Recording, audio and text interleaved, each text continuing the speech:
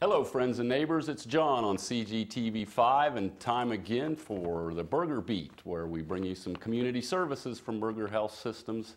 And starting off the new year, hope everybody had a terrific holiday and the Bucks got a win in the Rose Bowl and all that blah, blah, blah, blah. But Happy New Year to everybody from CGTV5, and we're going to get started on the new year for Berger Beat. And today's guest is Dr. Gregory Lamb, and he's a new cardiologist out at Berger Hospital. Welcome to the show, Dr. Lamb. Thanks, John. I can't tell you how excited I am to be here and to talk with you about some of the exciting things we're doing in cardiology at Berger Hospital. Hey, you don't need to brown nose me, Dr. Lamb. But you did say it is a pleasure to be at Berger Health Systems. Oh, it is. You know, I've been at Berger now for almost 3 months. Still relatively new to the Columbus area, but I can't tell you how nice it is to be at a hospital where the administration is right on line with the medical staff in our goal of promoting top medical care to the patients of Pickaway County, specifically here in Circleville.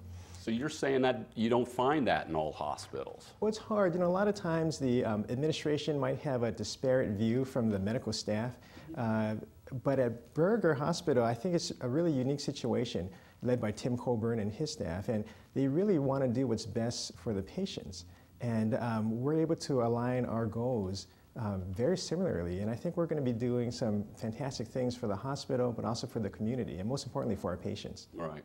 Well, give us a little bit of your background and how you got to Berger Hospital. Sure. Well, I grew up in Honolulu, Hawaii.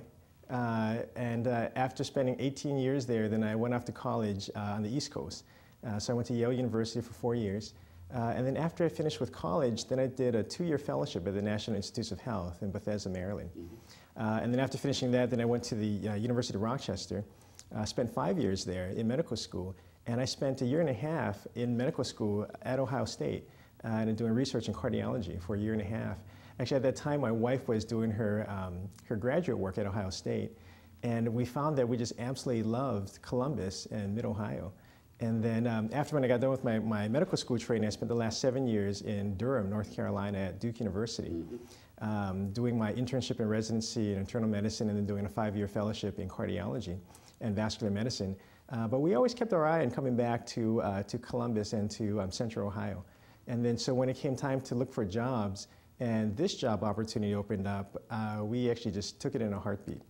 Wow, that's strange, people wanting to come to Central Ohio. I don't know, I think it's strange.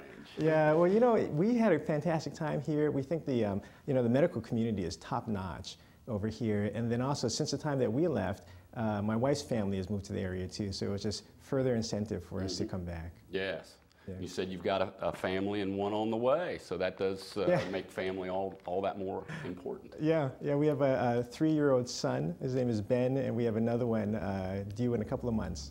Fantastic, yeah. Fantastic. So here at Berger Hospital, we've been without a cardiology department.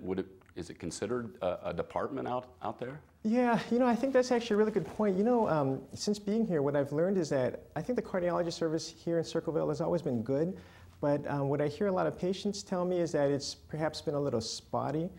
Some of the cardiologists have come and then have left, and it really leaves our patients in a little bit of a bind because a lot of them it's tough to travel to Columbus. And you know, they just don't get the continuity of care that they really deserve. Yeah. And they always ask me if I'm going to leave, which I'm always surprised about because I have no intention. First question they ask, yeah. How long are you going to be around? Yeah, and what I tell them is I plan on being here for a good long time. Yeah. In fact, actually, I'm absolutely committed to the community. I love the patients here. I love the people here. I love the hospital. The administration is fantastic. And with some of the things that we hope to do, there's really no reason why I would want to go. And I think that we can really do some great things over here. Fantastic. So what kind of staff, who is on your staff at Berger in the cardiology department? Yeah, so you know, when I was hiring our staff, it was really important for me to hire people from the area. And so we have 3 people in my office. Our head nurse is Katie Love, who's a resident of Circleville originally. And she did her training up in Columbus at Riverside, and I stole her from Riverside and brought her back over here. She was one of their top nurses over there. Our medical assistant is Angie Parrish, who's also from the area. And our receptionist, our clinical receptionist, is also from the area as well, Tisa Bivens. And everyone is fantastic. They actually keep me going. They keep me on the straight and narrow path. Yeah. Yeah. Yeah. And for the short period of time you've been here, you're seeing new patients already. Yeah, in fact, it's been incredibly busy since we've been here. So, you know, like I said, I've been at Berger for about 2.5 months, and I'm doing inpatient consults, so seeing patients in the hospital, and that's been quite busy. I see outpatients, so local referrals from the family practice docs and internal medicine docs. So I see a lot of patients in my outpatient clinic. And in addition to that, I'm doing basically a full service of cardiology. So diagnostic heart catheterizations, stress testing, and maybe we can talk about some of those unique features in a little bit. I'm also doing a lot of electrophysiology diagnoses. And that's actually another thing that I'm actually pretty excited about. In the past, patients that have ICDs or cardiodefibrillators or pacemakers, they'd have to go to Columbus pretty frequently to get that checked. Mm-hmm. But now with my office here, we're going to be starting a device clinic, so they no longer have to travel to Columbus, and they can stay here. And you know, what I think that what we want to do is we want to provide top-notch cardiology care that reflects the cutting-edge medicine to our patients here locally, so they don't have to go to Columbus. And the hospital system is entirely in line with that. And I think that we're going to be able to do that. In fact, I think we already are. So that's something that I'm really excited about. Good. So specifically, what procedures will be done here now that you have arrived versus people having to go to Columbus for those services? Yeah, you know, that's a good question. You know, I think in general, Berger has done a fantastic job as far as providing cardiology services. There are a couple of things, though, that I'm going to be doing here, which I think everyone is pretty excited about. And so one of the things that I do is diagnostic heart caths. A heart cath is where we go in through one of your arteries, either in your leg or through your wrist. And we thread a catheter up into your heart, and we squirt dye in the arteries that feed your heart, and we take pictures of it using an X-ray camera. And that's the best way that we have to define what your coronary anatomy is, the coronary arteries that feed your heart and how they look. They've been doing that here at Berger for a long time. There's a new technique, though, that's arisen in the past couple of years. And instead of going through the groin, we can actually go through your wrist. It's a technique that not very many people do here locally.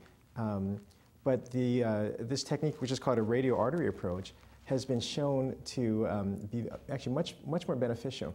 So it's a lot less, well, it's actually a lot more comfortable for the patients, and it reduces the amount of potential complications. And so one of the things that we as cardiologists always worry about with these heart caths is bleeding. Yeah, you're supposed to lie in bed with the sandbag on your groin for exactly. who knows how long. Yeah, no, you're absolutely right. And they have to lie flat for 2 hours, maybe even 3 hours. They can't get up. We tell them that after the heart cath is done, you know, don't sneeze really hard, don't laugh, which is really hard to do and it's uncomfortable. With this new technique where we go through your wrist, as soon as the procedure is done, they can get up. And they can actually eat, they can talk. They don't have, we still monitor them just to be on the safe side, but the monitoring is much less, so they can go home much quicker. But the big thing is that it really reduces the risk of complications, particularly bleeding. And it's been shown that it's a much safer technique. And so I'm going to start doing that in January.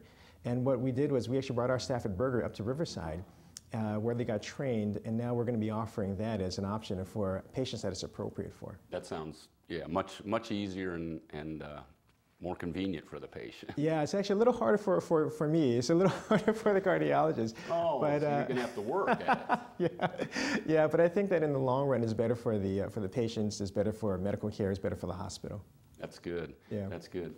Well, you've touched on some of the procedures you're going to do. And what about risk factors and who's at risk here in Circleville-Pickaway County for heart disease? Yeah, you know, that's another great question. So heart disease in the United States remains the #1 killer.